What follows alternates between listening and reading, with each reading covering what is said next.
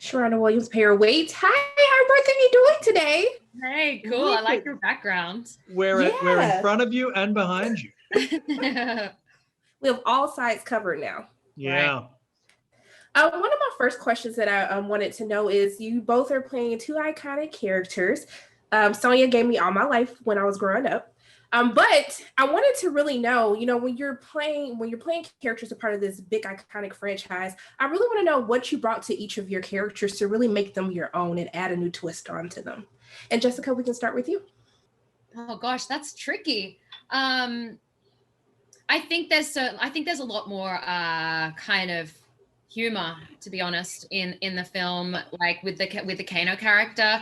I know they've always had that backstory of that rivalry throughout the game, but I think that we explored a bit more of the kind of comedy and in the annoyance that she feels being around Kano and having to need him in this journey when she hates him so much.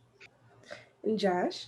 Yeah, I think that's a really good question. I think for me it was the opportunity to improvise. Right now, that helped me make Kano mine in a way. It let me really feel like it was suited a bit more to my just to the way I think, and that sort of, or just the way I speak, or the rhythms or whatever. Just kind of it helped me become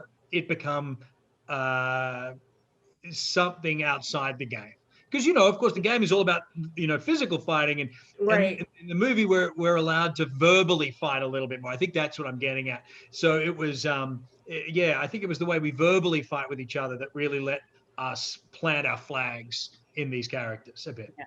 There was a lot of verbal fight. I was like, Kano is very disrespectful to everyone around him. He's the worst. Yeah. But I was here for the back and forth.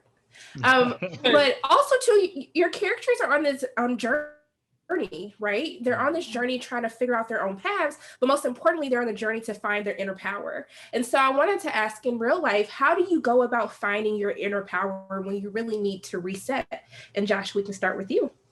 Well, another great question. It's important these days as well to be able to find your inner power, given the crazy world we're in, right? And then the year that we've had, it's been tough. Yeah. I write a lot. I mean, that helps me just sort of get my feelings out. I write all sorts of things, not the least which is poetry and stuff. So that kind of artistic expression is helpful for me. I also have a dog that I really love spending time with, and that helps me reset. He's pretty special to me. So that's the way I kind of find my peace and my center. Jessica? I was going to say creative outlet for me as well. Writing is a big one for me. I think also when we're in an industry where you don't have control, like for instance, if we make a sequel, that will be in someone else's hands, that'll be in someone else's time. But when you take the power back and you create your own stuff, feel like you have control of something, that's really helpful for me. And also just getting out into nature, really. Like I love getting in the ocean, getting to the beach, or going for a hike, making sure that I'm out and just getting out of my head. That's awesome. Well, we are going to claim that sequel right now. It's going to happen. Yes. We're manifesting right now.